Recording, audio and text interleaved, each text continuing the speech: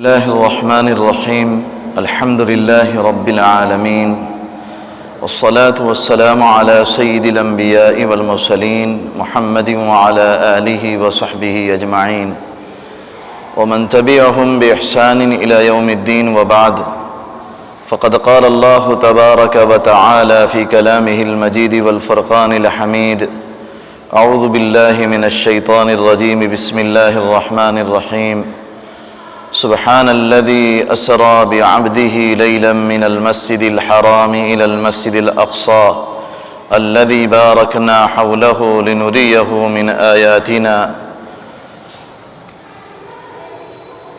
صدق اللہ مولانا العظیم۔ میرے محترم بزرگوں اور دوستوں، گزشتہ جمعہ کو اسراء اور معراج کے بارے میں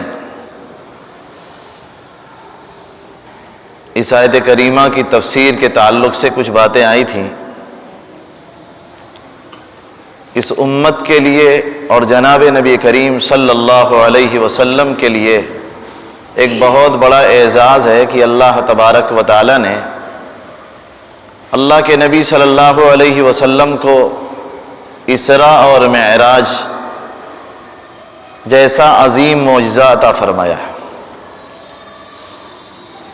اسراء کے معنی بھی آپ کو معلوم ہو چکے ہیں اور معراج کے معنی بھی معلوم ہو چکے ہیں۔ اسرا یسری باب افعال سے آتا ہے، اس کے معنی آتے کسی کو رات میں لے کر چلنا،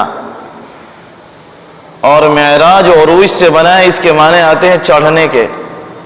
حضرت نبی کریم صلی اللہ علیہ وسلم نے 2 سفر فرمایا تھا۔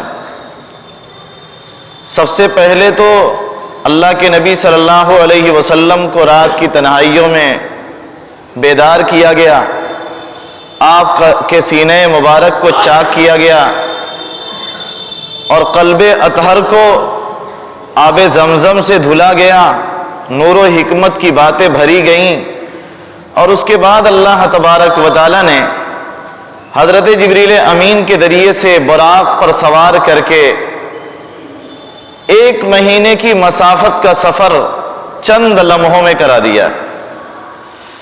مسجد حرام سے مسجد اقصی تک کی مسافت تقریباً 1 مہینے کی مسافت کہی جاتی ہے۔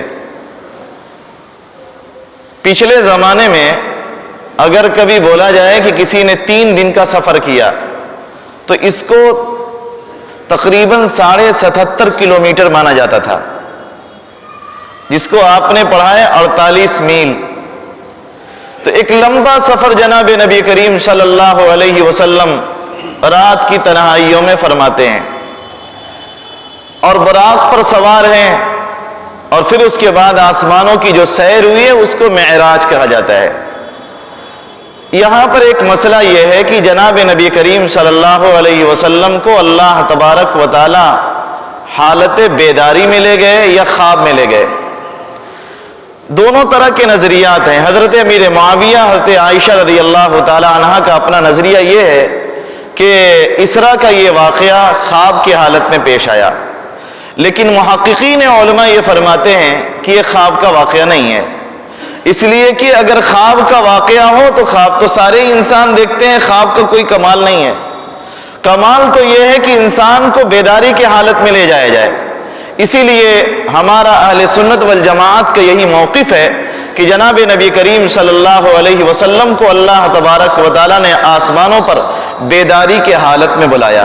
آپ اپنے جسم اطہر کے ساتھ تشریف لے گئے اور براق پر سوار ہو کر تشریف لے گئے، اور اس پر ایمان رکھنا بھی ضروری ہے۔ ہمارے ایمان کا یہ جز ہے کہ الاسراء حق والمعراج حق، کہ اسراء بھی حق ہے اور معراج بھی حق ہے۔ جناب نبی کریم صلی اللہ علیہ وسلم راتوں رات آسمان پر تشریف لے گئے، اور اللہ تبارک و تعالی نے اپنے نبی پاک کو بہت ساری چیزیں نوازیں۔ خاص طور سے 2 انعام اللہ تبارک و تعالی نے عطا فرمایا۔ پہلا انعام تو نماز کی شکل میں دیا کہ نماز کا ایک تحفہ اللہ تبارک و تعالی نے سیدنا محمد رسول اللہ صلی اللہ علیہ وسلم کو عطا فرمایا۔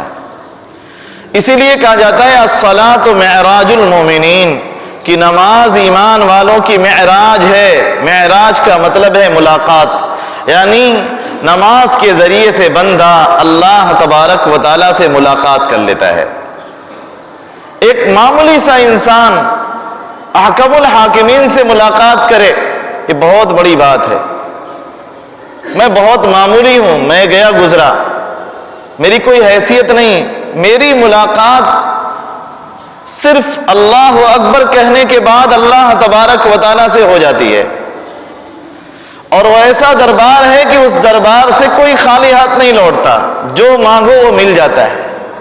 اللہ تبارک و تعالیٰ کے دربار میں جو مانگیے وہ مراد پوری ہو جاتی ہے، یا تو اللہ تعالیٰ فوراً دے، یا کچھ دنوں ٹال کر دیں، یا کبھی اس کے بدلے میں اس سے بہتر چیز دے دیں، لیکن انسان کی دعا کبھی رد نہیں ہوتی، اور وہ چیز ملتی ہے نماز کے ذریعے سے۔ اسی لیے حدیث میں فرمایا گیا کہ بندہ اللہ تبارک و تعالیٰ سے سب سے زیادہ نزدیک اس وقت ہوتا ہے جب وہ سجدے کی حالت میں ہوتا ہے۔ شاعر کہتا ہے کہ جو میں سجدے میں سر رکھ دوں، زمین کو آسماں کر دوں۔ بندہ جھکے گا، تواضع اختیار کرے گا، اللہ تبارک و تعالیٰ کے سامنے سر بسجود ہوگا تو اس کی تمام مرادیں پوری ہو جائیں گی۔ یہاں تو صورتحال یہ ہے کہ ہم سجدہ بھی کرتے ہیں تو سجدے میں وہ جان نہیں ہے، وہ قوت نہیں ہے، وہ جذبہ نہیں ہے جو جذبہ کبھی ہوا کرتا تھا۔ اللہ تبارک و تعالیٰ کی عظمت کے استحضار کے ساتھ سجدہ کیا جائے، اور جتنا عمدہ سجدہ ہوگا اللہ تبارک و تعالیٰ کے یہاں ہمارا مقام اسی قدر اونچا ہو جائے گا۔ جناب نبی کریم صلی اللہ علیہ وسلم نے اس نماز کو کتنے پیار سے اٹھایا ہے کہ 50 نمازیں ملی ہیں اور 50 نمازیں لے کر آ رہے ہیں۔ غور کیجئے اس پہلو پہ، 5 نمازیں نہیں دی گئی تھیں، 50 نمازیں دی گئی تھیں، اور ان 50 نمازوں کو حضرت محمد رسول اللہ صلی اللہ علیہ وسلم بصد شوق لے کر آ رہے ہیں۔ حضرت موسیٰ علیہ السلام سے ملاقات ہوئی، کہنے لگے کیا ملا؟ فرمایا نماز کا تحفہ ملا۔ تو کہنے لگے کتنی؟ کہا 50 نمازیں۔ کہا آپ کی امت سے نہیں ہو سکے گی، بنی اسرائیل کو اس سے کم نمازیں ملی تھیں، وہ اس سے کم نمازیں نہ ادا کر سکے، آپ کی امت کمزور ہے، 50 نمازوں کا اہتمام کیسے کرے گی؟ حضرت نبی کریم صلی اللہ علیہ وسلم کا یہ واقعہ بخاری شریف نے تفصیل کے ساتھ نقل کیا ہے کہ اللہ کے نبی صلی اللہ علیہ وسلم سے حضرت موسیٰ کہہ رہے ہیں کہ جائیے اللہ تعالیٰ سے تخفیف کروائیے، کچھ ہلکا کر دیجئے۔ حضرت نبی کریم صلی اللہ علیہ وسلم اللہ تعالیٰ کے حضور حاضر ہوتے ہیں، درخواست کرتے ہیں، نماز میں تخفیف ہو جاتی ہے، اور یکے بعد دیگرے بار بار آتے جاتے رہے، یہاں تک کہ صرف 5 نمازیں بچیں۔ اور جب 5 نمازیں بچیں، حضرت موسیٰ علیہ السلام کے پاس اللہ کے نبی صلی اللہ علیہ وسلم آئے تو کہا کہ اور کم کرا لیجئے۔ کہنے لگے نہیں، اب مجھے شرم آ رہی ہے، اب میں نہیں کہہ پاؤں گا۔ اسی موقع پر اللہ تبارک و تعالیٰ کی طرف سے ندا آئی، من جاء بالحسنۃ فلہ 10 امثالھا، جو ایک نیکی کرے گا اس کو ہم 10 گنا عطا فرمائیں گے۔ ما یبدل القول لدی، میرے یہاں بات بدلی نہیں جائے گی۔ یہ انسان نہیں ہے کہ اس کے قول و قرار بدل جائیں، یہ اللہ ہے جس کا قول و قرار کبھی نہیں بدلتا ہے۔ لا یخلف المیعاد، وعدہ خلافی نہیں کرتا، جو کہتا ہے اس کو کر گزرتا ہے۔ اللہ تعالیٰ نے فرمایا میں نے کہا تھا 50 تو تمہیں 50 ہی نماز کا ثواب ملے گا، پڑھو گے 5 نمازیں دیں گے 50 نمازوں کا ثواب۔ حضرت محمد رسول اللہ صلی اللہ علیہ وسلم جب واپس صبح کے وقت تشریف لائے تو جبریل امین نے جو پہلی نماز آپ کو سکھلائی ہے وہ پہلی نماز ظہر کی نماز ہے۔ پہلی نماز فجر کی نہیں پڑھی گئی تھی، پہلی نماز ظہر کی نماز پڑھی گئی، پھر اس کے بعد عصر، پھر مغرب، پھر عشاء، اور پھر اس کے بعد فجر۔ یہ 5 نمازیں جناب جبریل امین نے حضرت نبی کریم صلی اللہ علیہ وسلم کو سکھایا، اور اللہ کے نبی صلی اللہ علیہ وسلم نے وہ 5 نمازیں ادا فرمائی اور صحابہ نے بھی ادا فرمایا۔ اس دن سے یہ معمول بن گیا، اب کبھی نماز نہیں چھوٹ سکتی ہے۔ کسی حال میں نماز قضا نہیں ہو سکتی ہے. نماز کا اتنا شوق ہے کہ رات کی تنہائیوں میں بھی نماز پڑھ رہے ہیں اور دن کے اجالوں میں بھی نماز پڑھ رہے ہیں. سفر میں ہے تو نماز، حضر میں ہے تو نماز، حالت جنگ میں ہے تو نماز. ایک مسئلہ پیش آیا، بڑا اہم مسئلہ. مشرکین سے جنگ تھی. اس زمانے کی جنگ بڑی خطرناک ہوا کرتی تھی.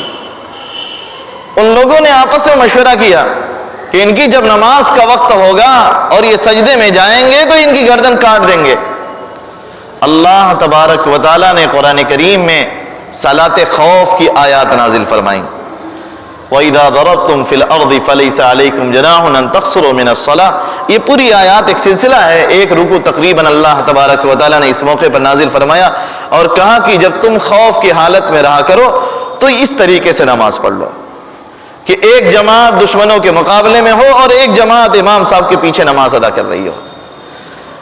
جنگ کی حالت میں بھی سجدے معاف نہیں ہوئے، حالت جنگ میں بھی سجدے ادا ہو رہے ہیں. اس قدر نماز کا اہتمام کرایا گیا ہے.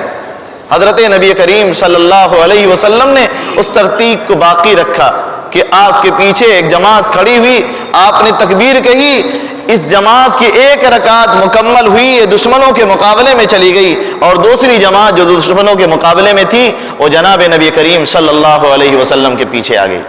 اسی حال میں نماز ادا کی جا رہی ہے تاکہ امت کو ایک پیغام دے دیا جائے، قیامت تک آنے والے انسانوں کو ایک پیغام دے دیا جائے کہ نماز کسی حال میں معاف نہیں ہے. ایک صحابی رضی اللہ تعالی عنہ اللہ کے نبی صلی اللہ علیہ وسلم کے پاس تشریف لائے. نابینا صحابی ہیں، انہیں کچھ نظر نہیں آتا. انہیں خوف ہے کہ میں اپنے گھر سے نکلتا ہوں مسجد نبوی آنے کے لیے، راستے میں کیڑے مکوڑے اور جنگلی جانور بھی ہو سکتے ہیں جو مجھے تکلیف پہنچا سکتے ہیں. مسجد آنا میرے لیے مشکل معلوم ہو رہا ہے. یا رسول اللہ، کیا آپ مجھے اجازت دیتے ہیں کہ میں اپنے گھر پہ نماز ادا کر لوں؟ اللہ کے نبی صلی اللہ علیہ وسلم نے فرمایا تیرے کانوں تک اذان کی آواز پہنچتی ہے؟ کہنے لگے جی ہاں یا رسول اللہ. اللہ کے نبی صلی اللہ علیہ وسلم نے فرمایا تب تو تمہیں مسجد میں آنا ہی پڑے گا. کس قدر نمازوں کا اہتمام ہے. اور خود دنیا سے جاتے جاتے جناب نبی کریم صلی اللہ علیہ وسلم نے دنیا والوں کو ایک پیغام دے دیا، مسلمانوں کو ایک پیغام دے دیا. تمہیں ذرا سا بخار ہوا، ذرا سا بیمار ہوئے، نماز چھوڑ دیا. ذرا سا مصروف ہوئے، نماز چھوٹ گئی. کاروباری مصروفیات ہیں، نماز نہیں پڑھی جاتی. حضرت نبی کریم صلی اللہ علیہ وسلم کا آخری وقت ہے، زندگی کی آخری نماز ادا کرنے مسجد نبوی میں تشریف لا رہے ہیں. حضرت ابو بکر صدیق رضی اللہ تعالیٰ عنہ امام بنا دیے گئے ہیں. ابو بکر کو حکم کرو کہ وہ لوگوں کو نماز پڑھائے. حضرت عائشہ فرماتی یا رسول اللہ میرے ابا بڑے رقیق القلب ہیں، حضرت عمر سے کہہ دیجئے وہ نماز پڑھا دیں. اللہ کے نبی صلی اللہ علیہ وسلم نے فرمایا میں کہتا ہوں ابو بکر رضی اللہ تعالیٰ عنہ سے کہہ دو وہ نماز پڑھا دیں. سیدنا ابو بکر صدیق رضی اللہ تعالیٰ عنہ صحابہ کو نماز ادا فرما رہے ہیں، امامت فرما رہے ہیں. حضرت نبی کریم صلی اللہ علیہ وسلم کو ذرا سا افاقہ ہوا، ہوش میں آئے، غسل فرمایا. حضرت فضل بن عباس اور حضرت علی رضی اللہ تعالی عنہما کے کندھوں کے درمیان سہارا دے کر اس حال میں مسجد نبوی میں تشریف لا رہے ہیں کہ آپ کے پاؤں زمین پر گھسٹ رہے ہیں اور زمین پر آپ کے قدموں کے نشانات پڑ رہے ہیں. اٹھنے کی صلاحیت نہیں ہے. یہ کون ہے؟ وہ پیغمبر ہیں، وہ نبی ہیں جن کی تمام گناہیں بخشائی تھیں. اللہ تبارک و تعالیٰ نے قرآن کریم میں صاف اعلان فرما دیا تھا لِيَغْفِرَ لَكَ اللَّهُ مَا تَقَدَّمَ مِن ذَنبِكَ وَمَا تَأَخَّرَ کہ اللہ تبارک و تعالیٰ نے آپ کی اگلی پچھلی تمام گناہوں کو معاف کر دیا ہے. بخشائے جن کے صدقے میں کائنات کا نظام بنا. لولاک لما خلقت الافلاک والارضین، اگر نبی علیہ الصلوۃ والسلام کی بعثت مقصود نہ ہوتی تو آسمان و زمین کا یہ نظام نہ بنتا. اس نبی کے یہاں نماز کا اس قدر اہتمام ہے کہ اس حال میں بھی نماز چھوڑی نہیں جاتی. فرمایا قرۃ عینی فی الصلاۃ، میری آنکھوں کی ٹھنڈک نماز میں ہے۔ ہم آنکھوں کی ٹھنڈک بازار میں ڈھونڈتے ہیں، آنکھوں کی ٹھنڈک ہمیں کاروبار میں نظر آتی ہے، اور آنکھوں کی ٹھنڈک ہمیں اپنے مشغلوں میں نظر آتی ہے، آنکھوں کی ٹھنڈک ہمیں نماز میں نظر نہیں آتی۔ یہ بہت بڑی کوتاہی ہے اور بہت بڑی محرومی ہے۔ میں نے پچھلے جمعہ کو کہا تھا کہ اللہ تبارک و تعالیٰ نے نماز کا تحفہ وحی کے ذریعے سے نازل نہیں فرمایا۔ روزہ فرض ہوا، جبریل امین لے کر اتر رہے آیات، یا ایھا الذین آمنوا کتب علیکم الصیام کما کتب علی الذین من قبلکم لعلکم تتقون۔ زکوٰۃ فرض ہوئی، قرآن میں آیات نازل ہو رہی ہیں، یسألونک ماذا ینفقون قل العفو، وہ آپ سے پوچھتے ہیں اللہ کی راہ میں کیا خرچ کریں، کہہ دیجئے جو زائد مال ہے اس کو خرچ کر دو۔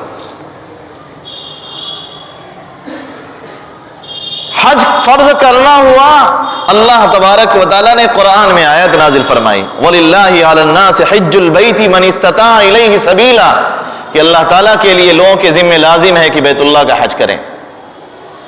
لیکن نماز فرض کرنا ہوا تو اللہ تبارک و تعالیٰ نے اپنے پیغمبر کو آسمان پر بلایا اور براہ راست ایک تحفے کی صورت میں عطا فرمایا۔ نبی کو دیا ہوا تحفہ اور دینے والا اللہ، اور اس نبی کے نام لیوا اور نبی کے عشق میں مر مٹنے والے اور نبی کا نعرہ لگانے والے اگر نماز نہ پڑھیں تو کتنی بڑی محرومی کی بات ہے۔ اس لیے مسلمان کے لیے زیب نہیں دیتا کہ مسلمان نماز کا اہتمام نہ کرے۔ اور جناب نبی کریم صلی اللہ علیہ وسلم کو دوسرا تحفہ یہ ملا تھا، آپ نے فرمایا کہ اللہ تعالیٰ نے کہا کہ اس امت کے تمام گناہ گاروں کی مغفرت ہو جائے گی، مشرک کو چھوڑ کر ہر گناہ گار کی مغفرت اللہ تعالیٰ فرما دیں گے۔ شرک کے علاوہ جتنے بھی گناہ ہیں اللہ تبارک و تعالیٰ معاف فرما دیں گے۔